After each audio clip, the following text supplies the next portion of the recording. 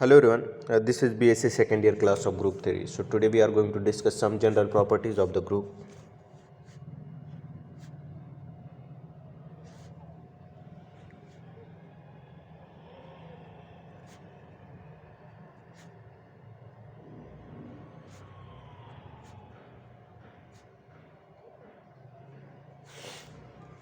Some general properties of the group. So first, uniqueness of identity.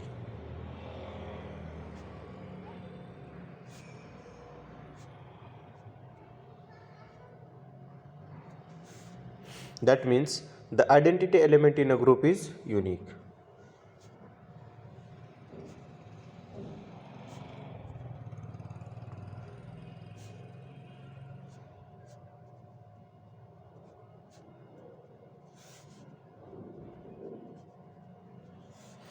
Now proof.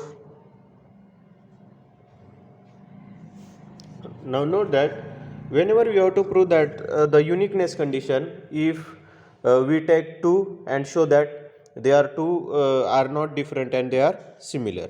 So let E and E dash be the identity of the group G. Let E and E dash be the identity of the group, be the identities of the group G, then E into E dash is equal to E if E dash is identity. E dash is identity. And E into E dash is equal to E dash if E is identity. If E is identity. But the element E dash belongs to G is a unique.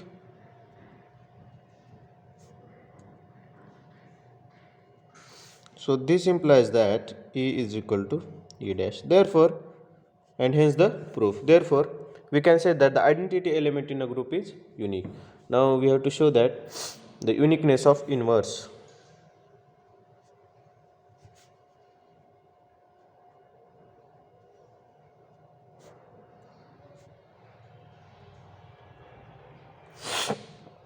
The inverse of each element of a group is unique.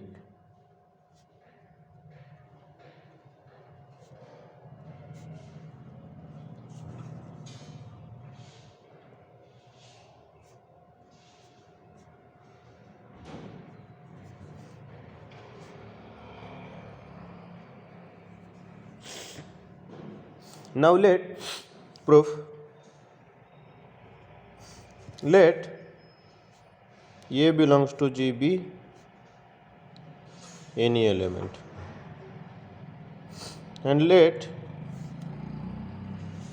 B and C be the inverses of A.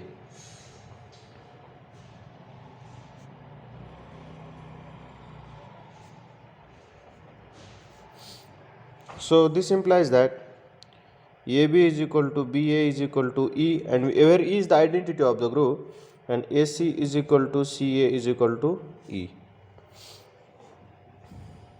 Now let AC is equal to E. Now multiply both sides by B.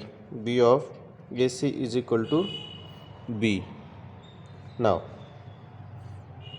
BA of C is equal to EC, which is equal to C. This implies that B is equal to C, because the associative property B of AC is equal to B and B of C is equal to C. So this is the uniqueness of the inverse.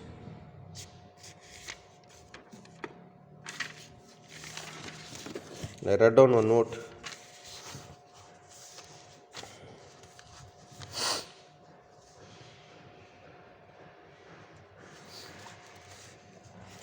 The identity element is its own inverse.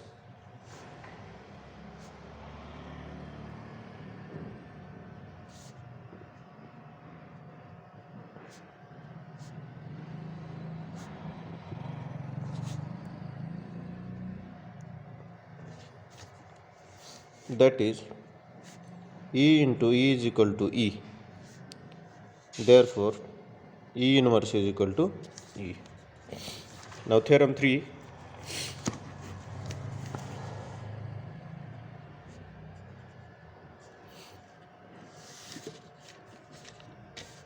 If the inverse of A is A inverse,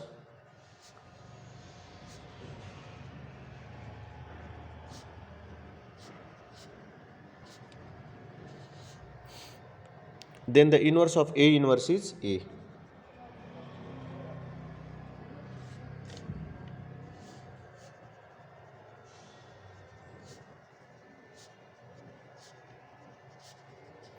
That means if we say that the inverse of A is B, then it is automatically says that the inverse of B is A. That is A inverse of inverse is equal to A itself. Now let us prove this. If E is the identity element, proof.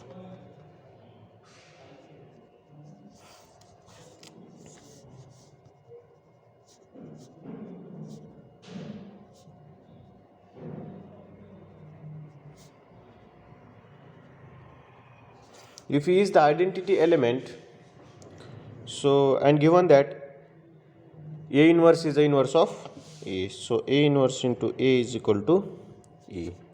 Now multiply both sides by inverse of inverse. A inverse A is equal to A inverse of A inverse. So from this we can write A inverse of inverse into A inverse times A is equal to A inverse of A inverse.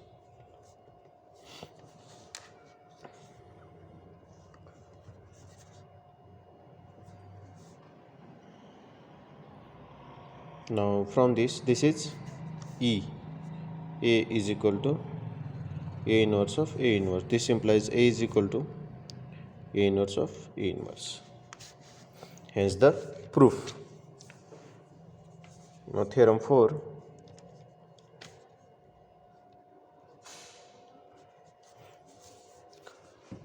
To prove that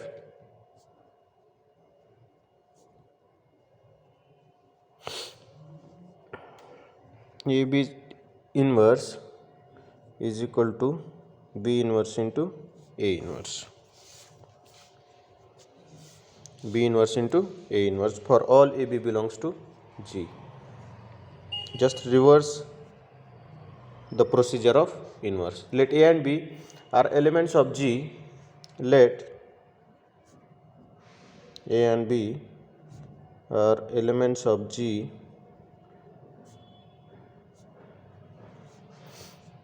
if A inverse and B inverse are inverses of A and B. If A inverse and B inverse are inverses of A and B,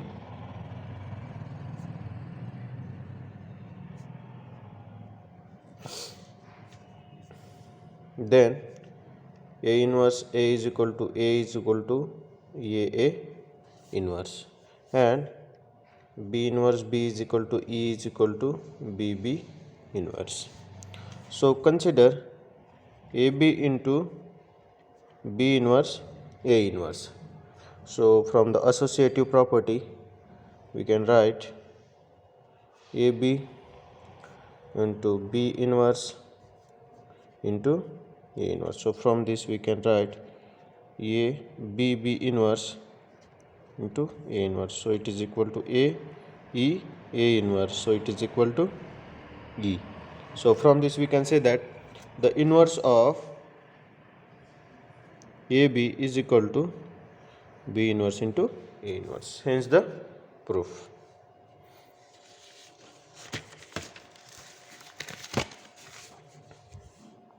Now theorem 5. Cancellation laws holds good in a group.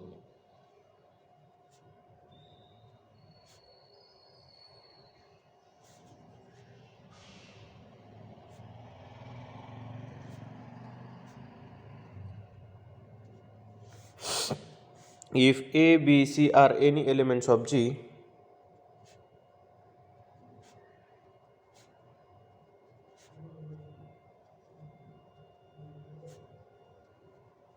if A, B, C are any elements of G, then AB equal to AC implies B equal to C. So this is a left cancellation law.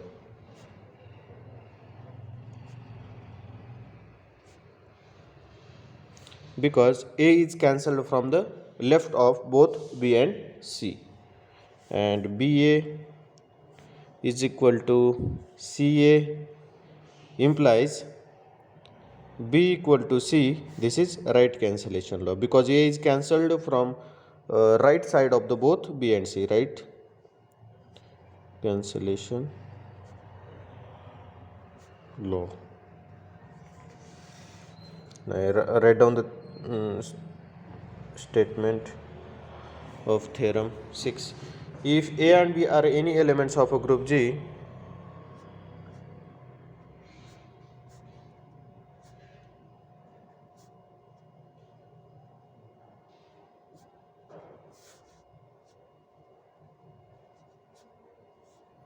elements of a group G, then equation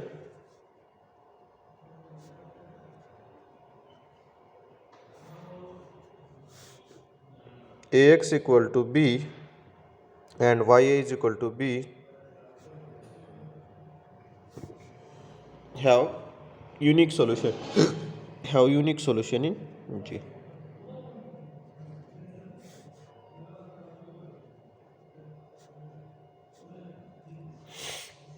So today's lecture I'm going to stop over here. Thank you.